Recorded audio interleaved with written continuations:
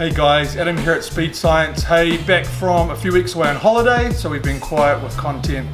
And although I do have another video coming with the turbo kit for Project X, which I talked about in the last video, I do want to show you something new that just arrived while I was away camping. A buddy of mine said, hey, I've got a project and I've run out of time and money and space for it, and I think you'd be interested. And so he sent me a few pictures and we did a deal. And so while I was away, it arrived and I came back to it, kind of not knowing really how it looked, but knowing what it was. And that is this way. So what we've got is an RX8, which I'm sure you're all familiar with, and K24 motor. I have been coming up with some ideas, or wanting to come up with a project that would hurt a little bit of feelings and be something a little interesting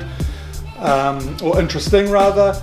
But this one came up cheap and will be great. It's already got the transmission adapter for the standard RX8 transmission, clutch, flywheel, so that's all in place. The motor's just sitting on the subframe strapped in at the moment. But it did come with a bunch of other cool stuff. So we've got the Type R oil pump conversion parts for the K24. We've got the 50-degree VTC gear. I've ordered an electric water pump. Skunk 2 have come on board and hooked us up with intake manifold and a bunch of other cool bits and pieces. The owner did keep the drive-by-wire 13B Renesas throttle body, which we will use and adapt onto the Skunk 2 manifold, so it means we can keep the factory pedal. And the car also came, which was a little bit of a bonus, which I'll come and grab, a ECU Master standalone ECU, which can do drive-by-wire, and it also has a CAN bus output which will run the factory RX8 dash. So that's going to save a ton on wiring. It's going to make it super easy. We do have the factory engine loom for the K24, which we can cut up and use for the ECU. We'll just do a little bit of a walk around and see what kind of condition the car's in. Did come on some wheels with some new tyres, which is nice. The guard is pretty much, but it came with a spare guard, which is cool. Came with a spare rear bumper. You can see the inside's just all kinds of bits, the starter, the alternator, shifter, all kinds of stuff on the inside there. There's a guard in the boot, or the trunk, as a lot of you guys will say.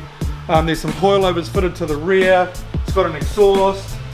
The front coilovers are hiding in the back here somewhere. There's manifolds and bits of subframe radiator stuff all over it. So we're going to need to pull all that stuff out, pull everything out, and just get a feel for what we've got. But I'm super stoked.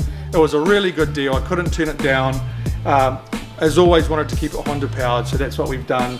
And we will be turbocharging it. And so what the plan for this one is, because we've got the Integra on the go and a couple of other projects that are nearing completion, I'm just going to collect parts for this one and we'll show you those as we go. But in terms of actual work starting on the car, apart from the easy stuff like pulling stuff apart, the serious stuff probably won't start for maybe 12 months or so. But we've got a drag car that's kind of most of the way through. We've got an EG K20 Craftwork supercharger kit car that's almost finished, and of course we've got the turbo project starting on Project X. So heaps going on.